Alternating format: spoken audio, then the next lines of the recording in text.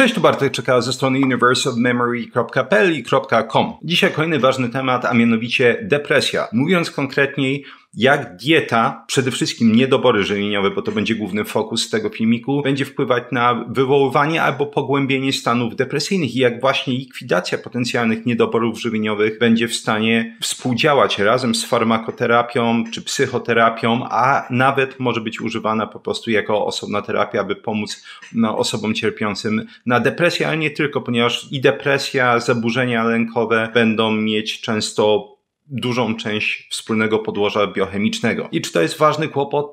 Oczywiście, że jest ważny kłopot. Na świecie częstotliwość występowania depresji zwiększa się z roku na rok. Dzieje się to tak naprawdę od dekad. Ostatnie takie większe dane, które mieliśmy, to znaczy dane z 2019 i 2020 roku na temat częstotliwości występowania depresji w Polsce pokazują, że od 4 do 4,7% Polaków cierpi na depresję. Najczęściej, jak to bywa przy badaniu częstotliwości występowania takich chorób, zawsze trzeba brać pod uwagę, że często jest dużo osób, które po prostu nie jest diagnozowanych, więc w porywach nie zdziwiłoby mnie, jakby to było ponad 5%. Ale do równego rachunku możemy powiedzieć, że 5%, czyli jedna osoba na 20 osób dorosłych będzie cierpieć na takie zaburzenia depresyjne. Tym samym temat jest niesamowicie ważny. Każdy filmik ma swoją genezę. Genezą tego są różnego rodzaju obserwacje i też rozmowy między innymi z psychoterapeutami, gdzie dosyć jawnie wychodzi, że podejście do pacjenta, który przychodzi właśnie czy to z depresją, czy stanami lękowymi jest, szczerze mówiąc, bardzo wąskotorowe, bardzo takie, bym powiedział, jednofasadowe. Mianowicie, no właśnie, zaczynamy może psychoterapia, oczywiście farmakoterapia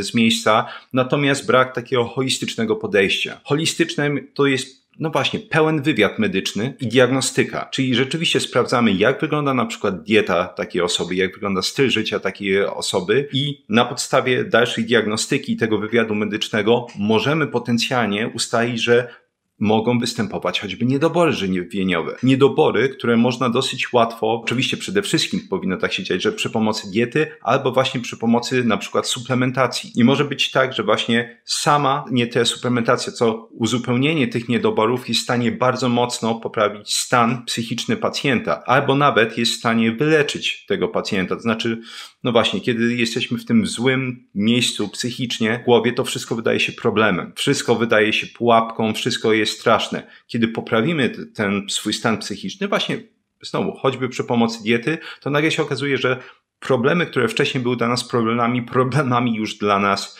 nie są. Ten filmik będzie omawiać właśnie, co potencjalnie może przyczyniać się do depresji albo ją pogłębiać, jeśli chodzi o dietę. Zanim przejdziemy dalej do diagnostyki dotyczącej właśnie depresji, parę słów i podziękowanie dla sponsora tego odcinka, czyli jak zawsze mięsnej paczki, co jest zresztą świetnym punktem wspólnym tego całego odcinka, ponieważ właśnie dobra dieta jest na pewno częścią potencjalnie albo terapii, albo prewencji, jeśli chodzi o stany depresyjne. Jeśli ktoś jeszcze nie wie, mięsna paczka jest dostawcą mięsa z certyfikowanych ekologicznych polskich gospodarstw. Jest to mięso z naturalnego chowu, czyli innymi słowy, zwierzątka rosną sobie tak, jak Bóg przykazał. Nie ma tam żadnych boosterów wzrostu, nie ma żadnych antybiotyków na żadnym etapie. Jest to więc, można powiedzieć, takie cudowne, zdrowe mięsko. I jak to działa? Działa w bardzo prosty sposób. Wchodzimy na stronę mięsnej paczki, wybieramy sobie albo gotową paczuszkę ze skomponowanymi mięskami różnego rodzaju czy produktami mięsnymi, albo jeśli nam to nie odpowiada, można sobie samemu taką paczkę skompletować. Punkt drugi,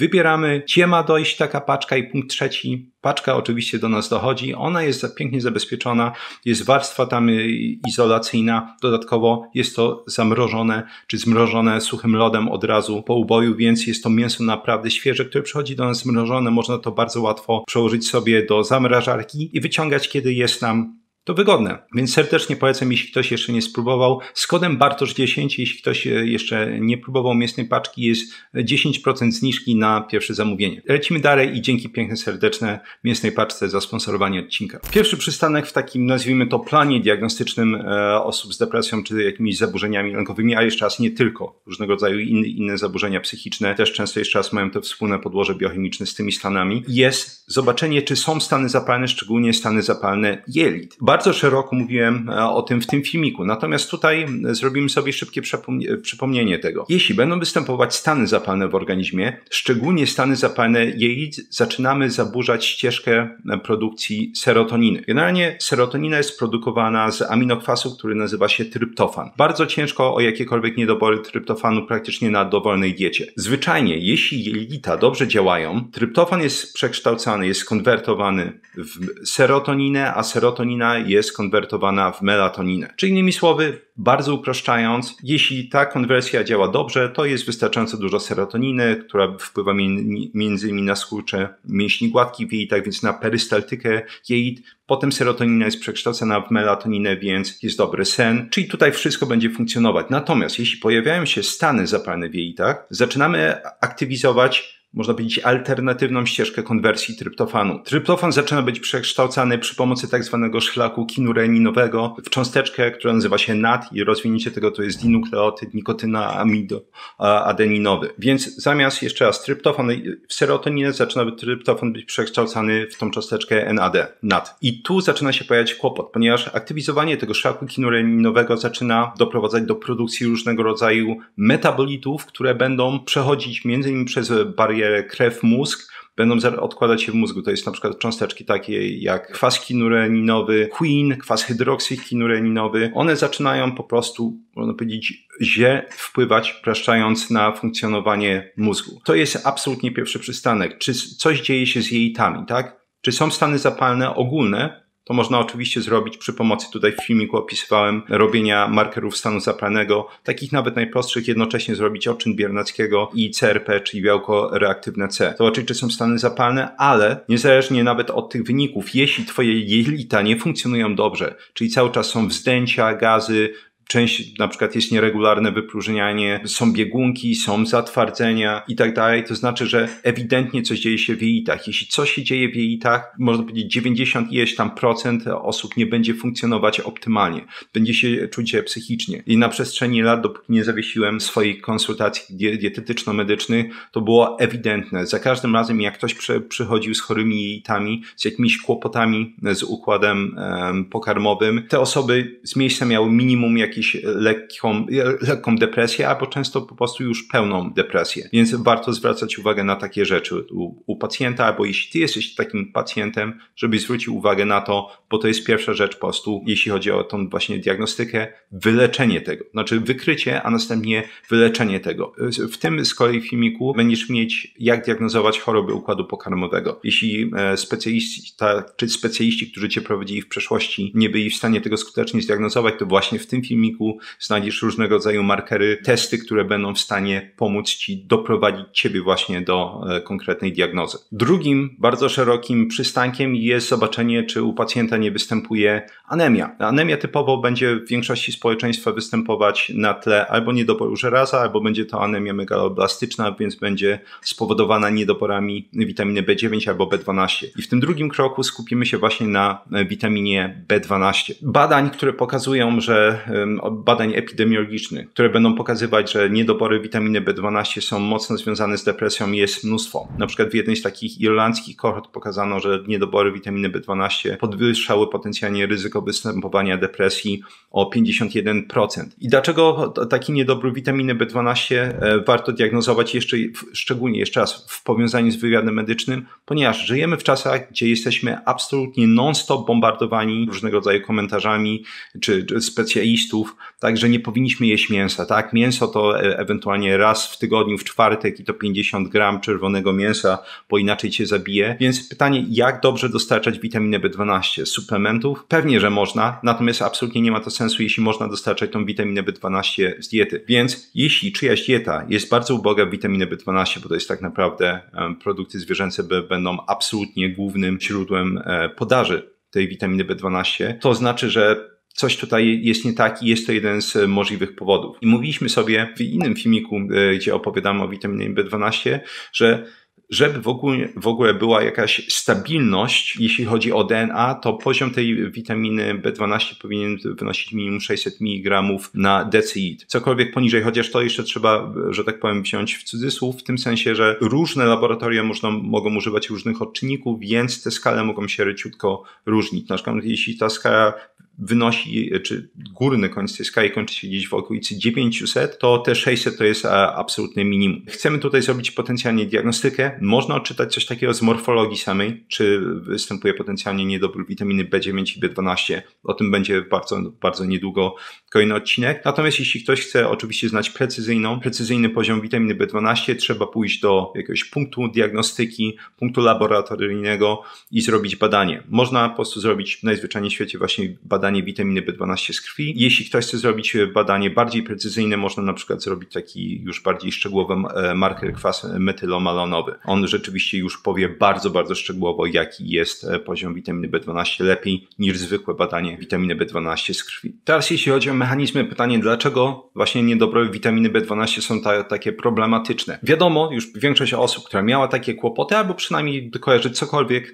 na temat depresji, wie, że bardzo tak typowo, jeśli chodzi o farmakoterapię, stosuje się inhibitory wychwytu zwrotnego serotoniny. Po prostu, żeby więcej serotoniny zostawało w mózgu, mówiąc kolokwialnie. Skupiamy się na serotoninie. Serotonina to jest oczywiście jakaś, bym powiedział, tylko i wyłącznie część łamigłówki, jeśli chodzi o całą biochemię leczenia depresji, bo no właśnie ta cała, jak to się nazywało w literaturze, serotoninowa teoria depresji została ewidentnie obalona już trochę temu. Mowa o serotoninie. Witamina B12 jest używana do syntezy dwóch ważnych neurotransmiterów. Chodzi o serotoninę i dopaminę, z tego co oczywiście nas interesuje. Dwa bardzo ważne właśnie neurotransmitery, które poprawiają samopoczucie, sprawiają, że nie dość, że czujemy się dobrze, to tak jak dopamina sprawiają, że chce nam się coś robić, tak? Chce nam się być aktywnym, chce nam się wyjść z domu, odkrywać po prostu. Dopamina jest fajnie tak określana tym neurotransmiterem więcej, że no właśnie człowiekowi się, tak jak mówiłem, chce. To jest jeden powód. Drugi, witamina B12 będzie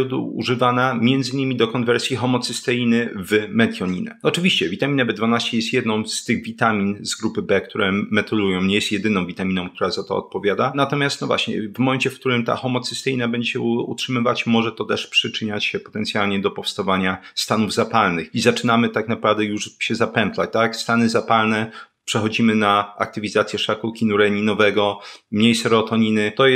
To są takie dwa, powiedzmy, fajne mechanizmy, które mogą Cię potencjalnie, jeśli chciałbyś o tym więcej poczytać, wprowadzić w ten temat, jakby witaminę B12 będzie regulować samopoczucie. I oczywiście, jeśli zobaczyliśmy sobie nawet nie tylko badania naukowe, dowolną stronę tak naprawdę, to będzie ciut bardziej szczegółowo opisywać symptomy niedoboru witaminy B12, jakieś różnego rodzaju zaburzenia psychiczne, szczególnie właśnie depresja, zaburzenia funkcjonowania nerwów w ogóle będą absolutnie gdzieś tam na pierwszych miejscach. I oczywiście w przypadku każdego niedoboru ważne są tak zwane, poza tymi określeniem potencjalnych mechanizmów, dowody interwencyjne. To znaczy, jeśli będziemy dawać komuś suplementację, czy będziemy suplementować witaminę B12 w przypadku, kiedy występują niedobory, a często swoją drogą nawet w przypadkach, kiedy niedobory nie występują, po prostu sam poziom jest niski, to pytanie jest, czy to pomoże poprawić wyniki na różnego rodzaju skalach depresji. Jak najbardziej, tak? Depresja, te symptomy depresji są znacząco poprawione przy suplementacji witaminy B12 w tym przypadku. Krokiem trzecim, jeśli chodzi o diagnostykę, jest witamina B9. Ponownie ilość jakby różnego rodzaju kohort, gdzie naukowcy pokazywali, że niedobory witaminy B9 są bardzo mocno powiązane z występowaniem depresji, jest olbrzymia. Ja tylko tutaj śmignę pewnie z dwie jakieś kohorty, więcej pewnie umieszczę w badaniach, jeśli ktoś chciałby sobie poczytać. Natomiast znowu, jeśli chodzi o mechanizmy, jakie mechanizmy będą występować, częścią wspólną na pewno będzie duża część wspólna między witaminą B9 i B12. Witamina B9 to jest kolejna z witamin, które są właśnie dawcami grup metylowych, innymi słowy pomagają metylować, przekształcać homocysteinę w metioninę. Będziemy więc mówić o zmniejszaniu stanów zapalnych. Witamina B9 również będzie odpowiadać za produkcję neurotransmiterów. Będziemy tutaj mówić o dopaminie, serotoninie, norepinefrynie, czyli noradrenalinie. Produkcja tych neurotransmiterów nigdy nie może być optymalna i tym samym funkcjonowanie mózgu w momencie, w którym i układu nerwowego, w momencie, w którym będą występować niedobory witaminy B9. Swoją drogą, ponieważ już mówiliśmy o niedoborach witaminy B9 i B12, tutaj trzeba dodać kolejną bardzo ważną rzecz. Nie zawsze dieta jest jedynym wytłumaczeniem. Około 30% społeczeństwa będzie miało tak zwane polimorfizmy MTHFR, czyli polimorfizmy genów, które będą odpowiedzialne właśnie za proces metylacji.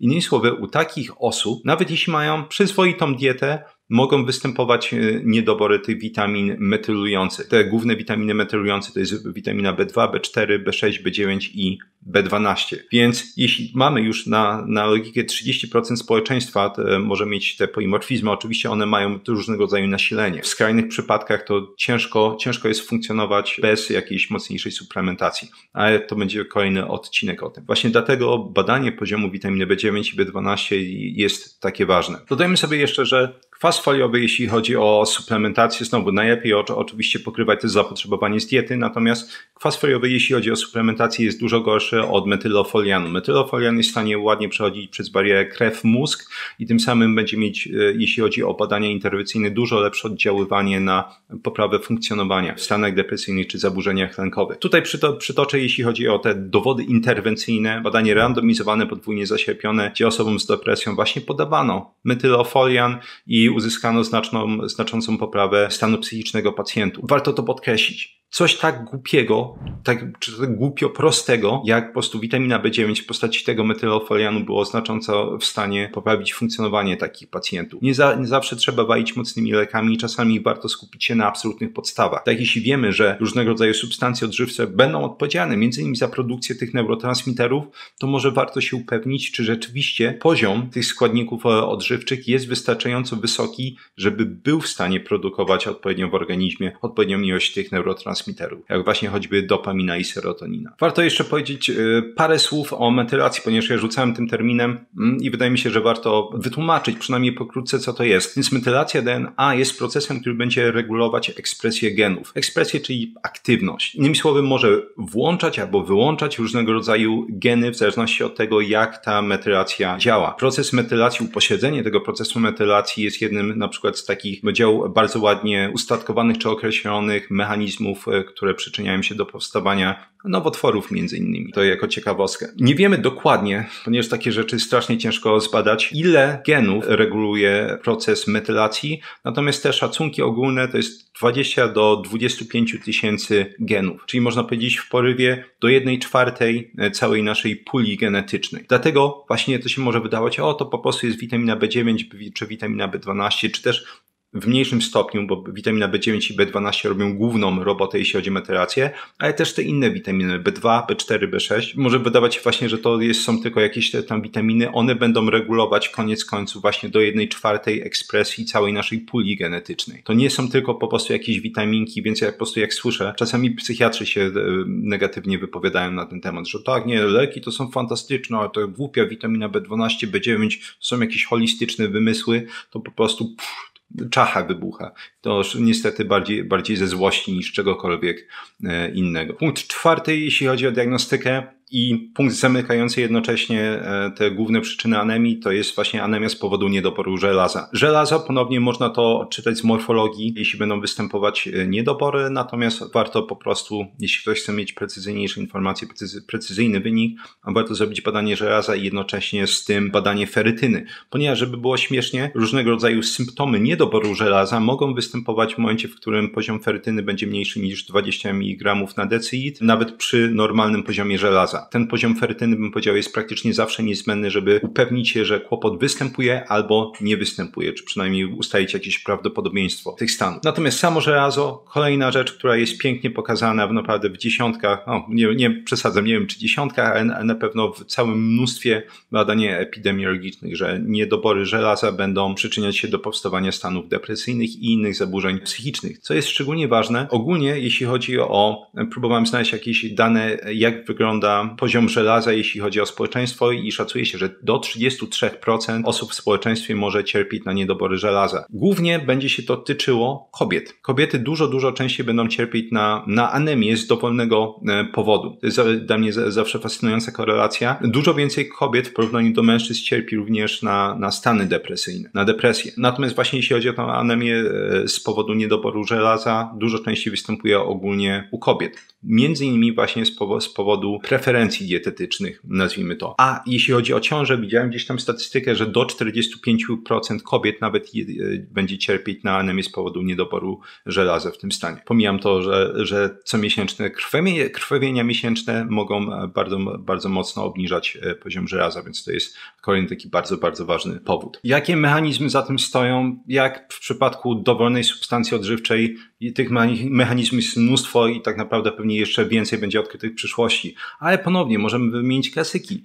Żelazo będzie brało udział w syntezie dopaminy i serotoniny. Samo żelazo będzie jednym z takich absolutnie niezbędnych substratów do syntezy DNA, dodatkowo do produkcji tych naszej głównej waluty energetycznej cząsteczek ATP. A bez tych cząsteczek mitochondria nie są w stanie funkcjonować. Jeśli mitochondria nie są w stanie funkcjonować optymalnie, to produkcja praktycznie dowolnej rzeczy w ciele będzie zaburzona. Stąd między innymi jest kłopot potem z syntezą dopaminy i serotoniny. Co jeszcze? Żelazo będzie odpowiadać za produkcję mieliny, więc tej naszej izolacji, jeśli chodzi o nerwy.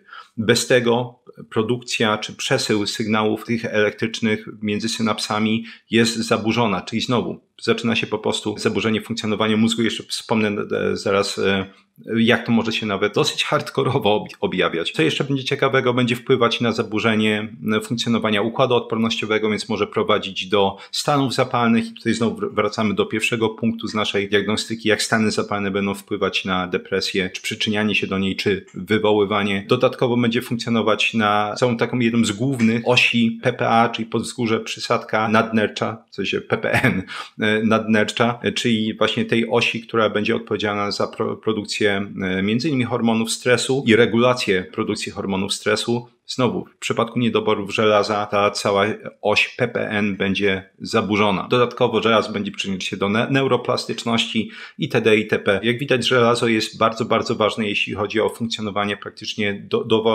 dowolnego mechanizmu w ciele. Już pomijam oczywiście transport tlenu, tak? W momencie, w którym nie będzie dopływu tlenu dostatecznego do wielu tkanek, też będziemy zaburzać produkcję energii. Szczególnie już przy cięższych niedoborach żelaza zaczynają się pojawiać naprawdę ciekawe zaburzenia psychiczne. Jednym z nich jest zespół tak zwanego spaczonego łaknienia, chociaż ja go wolę pod ładną nazwą Pika, jak od Pikachu, bo w zespole Pika ludzie właśnie przede wszystkim z mocnym niedoborem żelaza, mocną anemią spowodowaną niedoborem żelaza, ale też cynku często, będą konsumować rzeczy, stąd jest zespół spaczonego łaknienia, których konsumować nie powinni. Mamy różnego rodzaju jakby poddziedziny tego zespołu Pika. Mamy geofabię, czyli jedzenie gleby, mamy mukofabię, czyli jedzenie wydzielin z własnego nosa. Mamy hialofabię, czyli jedzenie szkła.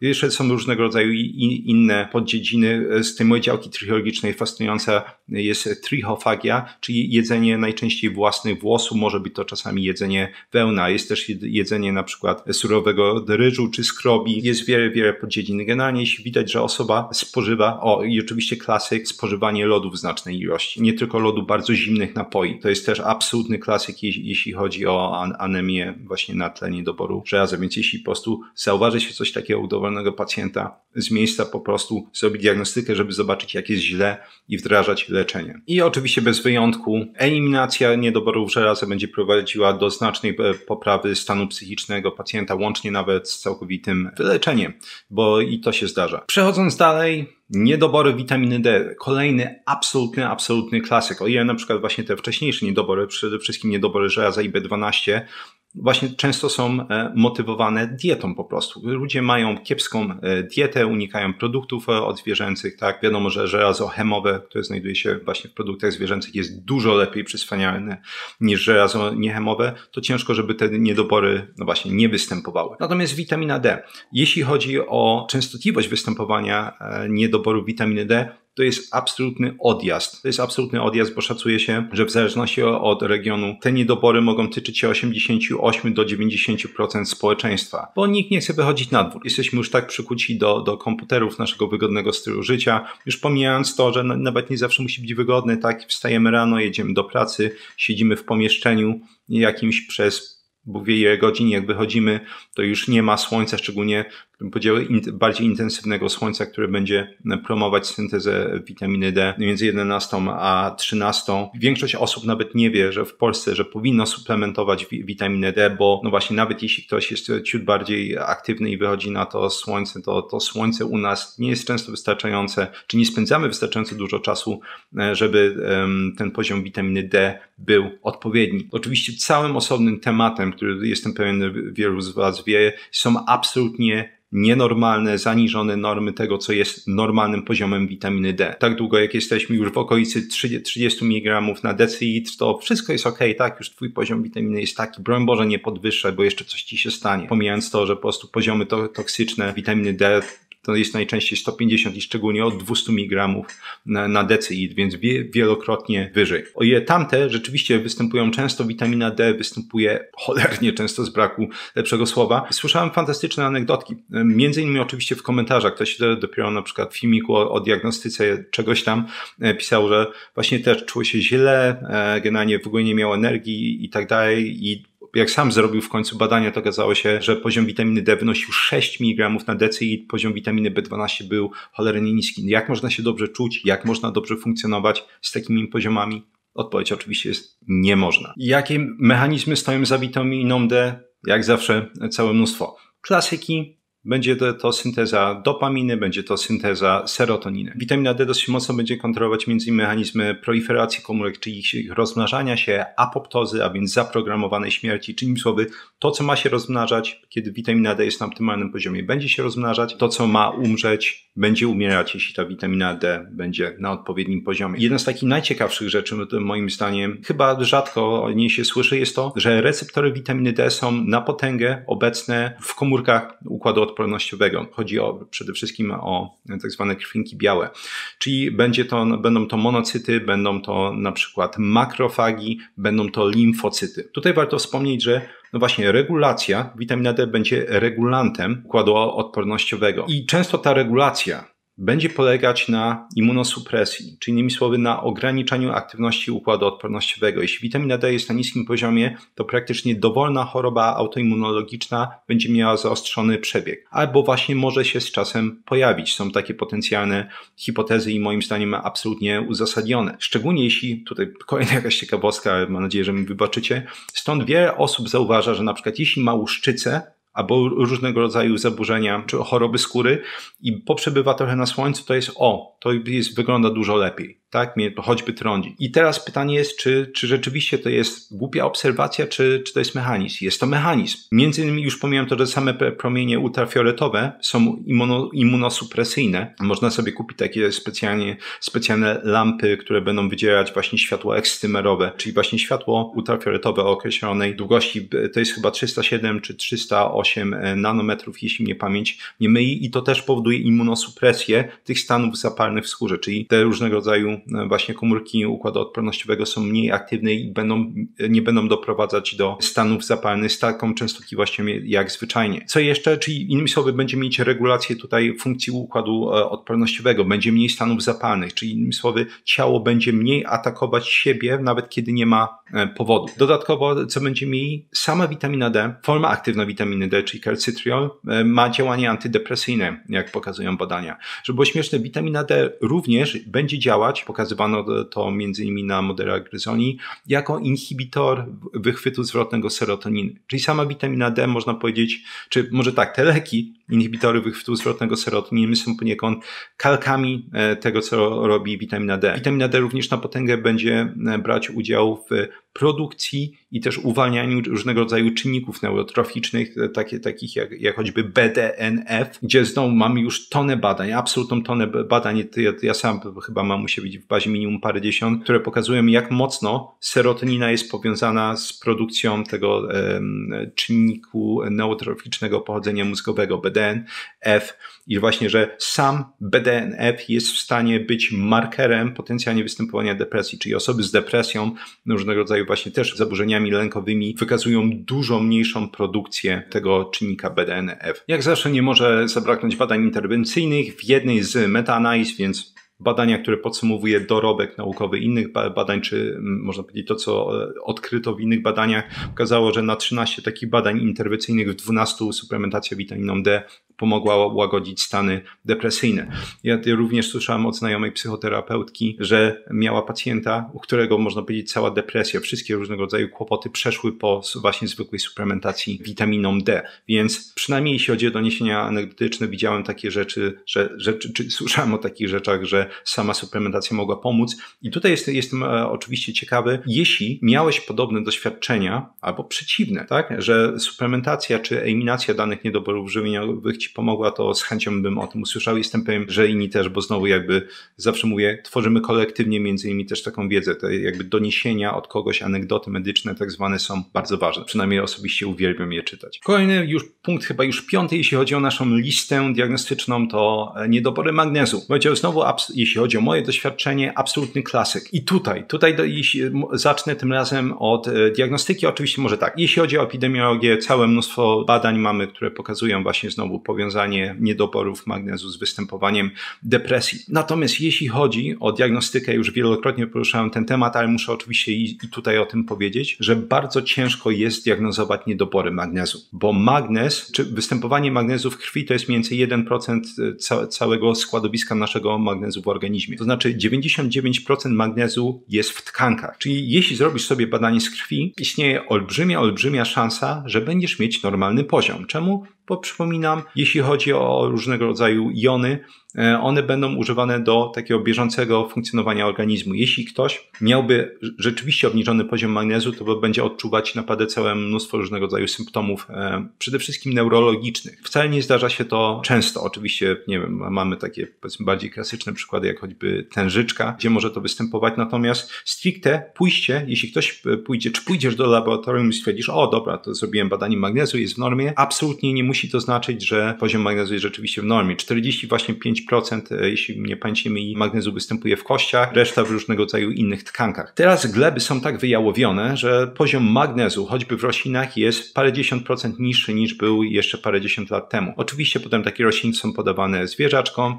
i okazuje się, że zwierzaczki też mają dużo mniej magnezu i różnego rodzaju produkty odzwierzęce, jak choćby nabiał, niż tak jak miały wcześniej. Potem mamy różnego rodzaju stresory, które będą obniżać poziom magnezu i nagle się okazuje, że olbrzymia część populacji może mieć potencjalne niedobory subkliniczne i nawet o tym nie wiedzieć. Ja pamiętam, że to już mogło być 7-8 lat temu, może nawet więcej, ale doświadczyłem dokładnie tego. W sensie stwierdziłem, dobra, chyba zacznę suplementować. Nie wydaje mi się, żebym miał jakieś specjalne kłopoty, jeśli chodzi o magnez, ale zacznę. Okazało się nagle, że zacząłem zasypiać. To trwało chyba jakieś tam, nie wiem, z 2 tygodnie, już ciężko to spamiętać. Tkanki się wysyciły magnezem, ale po suplementacji zwykłym cytrynianym magnezu nagle się okazało, że tak miałem kłopoty z zaśnięciem, mimo że czułem, że jestem mega zmęczony, bo mnóstwo zrobiłem danego dnia, nie byłem w stanie zasnąć. Po prostu leżałem, po angielsku mają to określenie tired but wired, czyli człowiek jest taki nabuzowany, ale zmęczony i mimo, że jest zmęczony, to i tak nie może zasnąć. Była kwestia właśnie tych powiedzmy 2 tygodni i nagle zacząłem zasypiać jak dziecko. Nagle w ogóle zacząłem odczuwać mniej stresu, i to jest doświadczenie też całego mnóstwa osób, z którymi współpracowałem. Więc często będzie tak, że dopóki nie spróbujesz suplementacji, to ciężko będzie stwierdzić i dlatego to jest taki jeden z głównych powodów, dla których akurat suplementację magnezem polecam praktycznie dowolnej osobie, bo poza po prostu sraczką jest bardzo niewiele efektów ubocznych, które można odczuć. Jakimś tam wyjątkiem oczywiście są osoby, które biorą, jeśli chodzi o choroby układu sercowo-naczyniowego, będą brały inhibitory kanałów wapniowych, ponieważ sam magnez jest antagonistą wapnia, więc magnez będzie wzmacniać działanie tych leków i po suplementacji magnezem, jeśli bierze się takie leki, choćby wyrapami, może się okazać, że poziom ciśnienia, samo ciśnienie może spaść zbyt mocno, więc warto oczywiście kontrolować takie rzeczy. To jak z każdą suplementacją warto sobie wygooglować potencjalne efekty uboczne, interakcje, żeby być pewnym, że bierze się coś, co nie zaszkodzi nam. Jeśli chodzi o mechanizmy, pokrótce magnez będzie odpowiedzialny ponownie za działanie receptorów serotoniny, za samą syntezę serotoniny, za produkcję cząsteczek ATP, a więc innymi słowy funkcjonowanie mitochondriów, za neuroplastyczność mózgu. Moim zdaniem jedna z takich najciekawszych znowu jakichś tam ukrytych rzeczy, jeśli chodzi o mechanizmy, poprzez jakie magnez będzie działać na funkcjonowanie przede wszystkim mózgu, jest regulacja receptorów NMDA. Te receptory NMDA to są takie takie główne receptory, nie jedyne oczywiście, ale główny receptor glutaminianu. Magnez będzie działać jako poniekąd inhibitor tych receptorów. To znaczy, że mniej między innymi glutaminianu będzie przyłączać się do tych receptorów. I dlaczego to jest takie ważne? W momencie, w którym te receptory są zbyt pobudzane, będzie dochodzić do nadmiernej aktywizacji komórek układu odpornościowego, przede wszystkim w mózgu. Innymi słowy, będzie zaburzony cały proces neuroplastyczności. Wspominałem o tym, jeśli chodzi o alkohol, że w przypadku nadmiernej konsumpcji alkoholu będzie dochodzić do tak zwanej ekscytotoksyczności. I ta ekscytotoksyczność będzie polegała właśnie na tym, że zbyt dużo glutaminianu będzie produkowanego. Ten glutaminian będzie przyłączać się do tych receptorów. Te receptory z kolei będą sprawiać, że komórki glejowe czy mikrogleju w mózgu będą zbytnio pobudzane i one będą, ponieważ to są komórki fagocytujące, będą zjadać różnego rodzaju połączenia. Mózg będzie zbyt pobudzony, stąd to jest jakby ekscyto od pobudzenia, ekscytotoksyczność. To jest fascynujące. Nadmierne pobudzenie tych receptorów, pomijając jakby różnego rodzaju używki, też będzie występować w momencie, w którym będzie spożywana większa ilość węglowodanów. Dlatego teraz po prostu, szczególnie ostatnie lata, jest zalew różnego rodzaju badań, które pokazują, że diety ketogeniczne są w stanie świetnie, nawet samodzielnie leczyć różnego rodzaju ciężkie zaburzenia psychiczne. Wiadomo, że nie działa to u każdej osoby, ale właśnie na dietach ketogenicznych pobudzenie tych receptorów NMDA jest dużo niższe. Magnez może być tutaj częścią tej terapii, ponieważ będzie działać jeszcze raz jako inhibitor tych receptorów, więc absolutnie fascynujące rzeczy. No i oczywiście, jak zawsze, jeśli chodzi o badania interwencyjne, mamy tego. Było badanie na gryzoniach, u których sztucznie obniżono poziom magnezu, wywołano depresję, a następnie tą depresję leczono przy pomocy antydepresantów. Było to takie ciekawe zademonstrowanie, nawet jeśli na modelach gryzoni tego, jak właśnie obniżenie poziomu magnezu może działać. Ostatnia wzmianka, już nie tak szeroka jak tych innych niedoborów składników odżywczych, czyli punkt 6 to niedobory cynku. No, niedobory cynku, jeśli chodzi o społeczeństwo, są, bym powiedział, już dosyć mocno rozpowszechnione. Głównym źródłem dobrze przyswajalnego cynku są znowu produkty zwierzęce. Wiem, że często się słyszy, że a w orzechach, jakie to jest tyra cynku na przykład.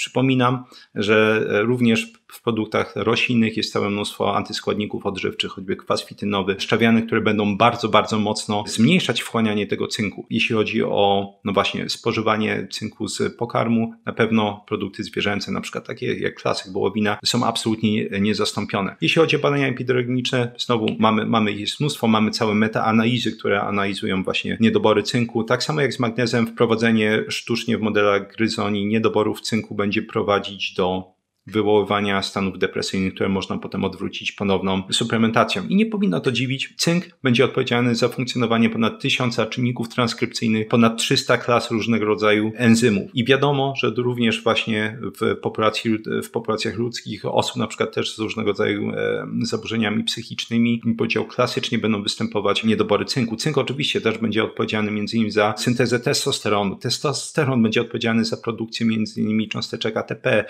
syntezę białek w organizmie.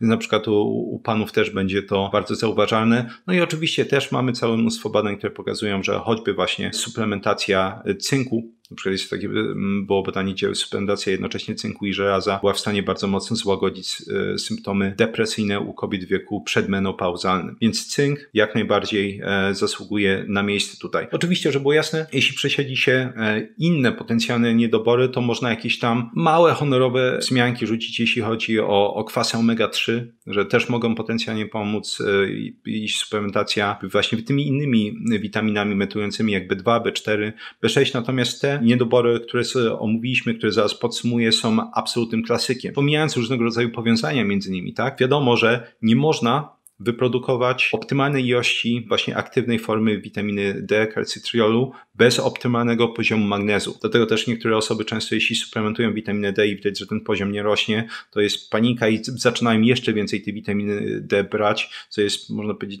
dosyć bezsensowne, mówiąc biochemicznie, ponieważ to znaczy, że problem może być potencjalnie z magnezem. Już pomijając oczywiście, że kłopot może być innej natury, mogą być kłopoty z miejscami, gdzie witamina D jest przekształcana właśnie w formę aktywną, czyli choćby nerki i wątroba. Na koniec jeszcze warto wspomnieć o przeciwieństwie niedoborów, czyli przeładowaniu danym składnikiem odżywczym. W literaturze oczywiście będziemy mieć całe mnóstwo wzmianek, że przeładowanie żelazem będzie również przyczyniać się do depresji. Już pomijam inne symptomy, bo nie o tym mówimy. Mówimy, mówiąc szerzej, o zaburzeniach psychicznych. Więc jeśli ktoś ma przeładowanie żelazem, też jak najbardziej mogą pojawić się te stany.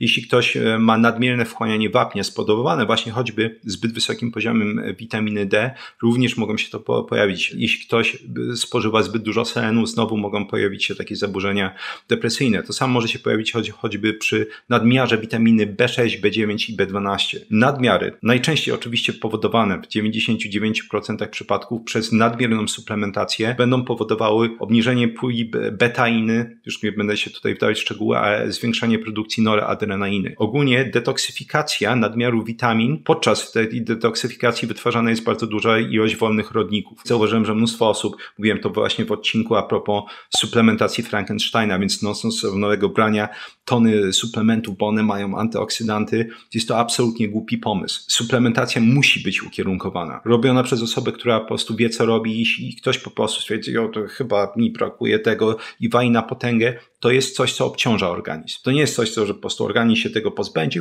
bez problemu wysika i nic go to nie kosztuje. Usuwanie nadmiaru składników odżywczych jest jak najbardziej stresorem dla organizmu i może być mocnym stresorem. A jeśli nie będzie ich w stanie usunąć, ja choćby przy suplementacji witaminą B12, przypominam, że jest to jedyna, czy taka główna witamina z grupy B, która jest akurat magazynowana, wbrew temu, co się mówi, jest magazynowana w wątrobie, więc można się przeładować jak najbardziej tym i doświadczać między innymi skutków ubocznych w postaci zaburzeń, no właśnie, stanu psychicznego. Okej, czas na podsumowanie. Po pierwsze, pierwszym krokiem takim diagnostycznym powinno być u osób z depresją, różnego rodzaju zaburzeniami lękowymi, czy innymi też kłopotami psychicznymi, stwierdzenie, czy występują stany zapalne. Też ja w innych wywiadach, między innymi u Dawida Straszaka, mówiłem, że leki antydepresyjne, patrząc na badania, całe mnóstwo badań, mają bardzo niską skuteczność, im wyższy stan zapalny. Eliminacja stanu zapalnego automatycznie zaczyna zwiększać szanse, że leki, jeśli już pacjent bierze takie leki, zadziałają. Często jeśli mamy te właśnie depresje lekooporne, to będzie wynikać z tego, że po prostu organizm nie jest, mówiąc ogólnie, w homeostazie. Więc sprawdzamy, czy występują stany zapalne i szczególnie, czy występują stany zapalne układu pokarmowego. I wtedy robimy diagnostykę i je eliminujemy właśnie jako część również terapii czy antydepresyjnej. Potem będziemy mieć niedobory witamin, czyli przede wszystkim niedobory witaminy B9 i niedobory witaminy B12 i anemia, do której będą te niedobory prowadzić. Kolejna trójca to są niedobory minerałów, niedobory magnezu, niedobory cynku oraz niedobory żelaza. Jak mówiłem wcześniej, honorowe wzmianki to są jakieś tam witaminy B2, B4, B6 czy kwasy omega-3, natomiast na pewno jest to dużo mniejsza rola tych niedoborów w rozbijaniu się czy przyczynianiu się do depresji niż te główne niedobory, które sobie szczegółowo omawialiśmy. Warto pamiętać, że przeładowanie składnikami odżywczymi, szczególnie przeładowanie na przykład witaminą B6, B9, B12, czyli znowu te witaminy metylujące, które są dawcami grup metylowych, mogą się do tego wszystkiego przyczynić. Również przeładowanie żelazem, przeładowanie wapniem czy przeładowanie selenem. Gdzie również przypominam, że przeładowanie żelazem, pomijając hemochromatozę, jest absolutnym klasykiem, jeśli chodzi o choroby metaboliczne. Mechanizm, który będzie dotyczyć takiego hormonu hepcydyny, który występuje w wątrobie, omawiałem gdzieś tam w pierwszych filmikach na kanale, tak zwany mój tryptyk o żelazie. Kolejny długi odcinek, ale mam nadzieję, że pomoże Tobie, pomoże Twoim bliskim, jeśli jesteś specjalistą, który zajmuje się takimi rzeczami, że pomoże również Tobie w pracy. Oczywiście, jak zawsze, wszystkie obserwacje, uwagi, anegdoty medyczne są mile widziane, tak żebyśmy mogli wzajemnie wzbogacać się wiedzą. Dzięki serdecznie za wysłuchanie odcinka i polecam swoje flagowe kursy Experts Incubator, czyli tak zwana polska kuźnia ekspertów, gdzie pokazuję, jak opanować dowolną dziedzinę od A do Z samodzielnie, jak zapamiętywać, jak tworzyć rozumienie, jak wdrażać rozwiązania, testować je, tworzyć pętle informacji zwrotnej. Kurs Vocabulary Labs, czyli laboratoria językowe, gdzie pokazuję, jak samodzielnie nauczyć się dowolnego języka od A do Z, między innymi ze wsparciem sztucznej inteligencji i moim wsparciem, bo również udzielam pomocy, jeśli ktoś jej potrzebuje. Kurs o jeden włos za daleko, gdzie pokazuję, jak zatrzymać i odwracać łysienie androgenowe, telogenowe wypadanie włosów, ale również jak przy okazji leczyć różnego rodzaju popularne schorzenia skóry głowy, jak choćby łupież. Jak zawsze 3 piosenki rockowe przypięte w pierwszym komentarzu. Jeśli właśnie interesują Cię języki obce, pamięć, to po rozwinięciu opisu jest link do mojego newslettera. Można się tam zapisać i tam wysyłam artykuły na temat języków, pamięci, czasami na temat analizy badań naukowych. Wszystkie badania, które opisywałam, a jest tego cała tona, polecam oczywiście się w nie wczytać, będą pod muzyką w pierwszym komentarzu, bo jest ich tyle, że nie zmieszczą się za Chiny w opisie. I na koniec właśnie, jeśli interesują Cię te wszystkie informacje, które wymieniłem w tym filmiku, to polecam ściągnąć je w postaci fiszek. I ten taki bonus jest dostępny dla patronów kanału. Można właśnie ściągnąć gotowe fiszki ze wszystkimi informacjami z tego filmiku i ostatnich 70 czy 80 filmików i można szybko zacząć je przyswajać. Również dla patronów jest dostępne forum, gdzie jest sekcja badanie tygodnia, gdzie raz w tygodniu opisuję najciekawsze badanie wraz z omówieniem danego badania oraz sekcja z pytaniami. Jeśli ktoś chce mi tam zadać pytanie i zwiększyć szansę po prostu, że będę odpowiadał, czy bardziej szczegółowo odpowiadał, to również jest to miejsce dla takich osób. Dzięki serdeczne za wysłuchanie tego wywiadu tego filmiku i do zobaczenia w następnym.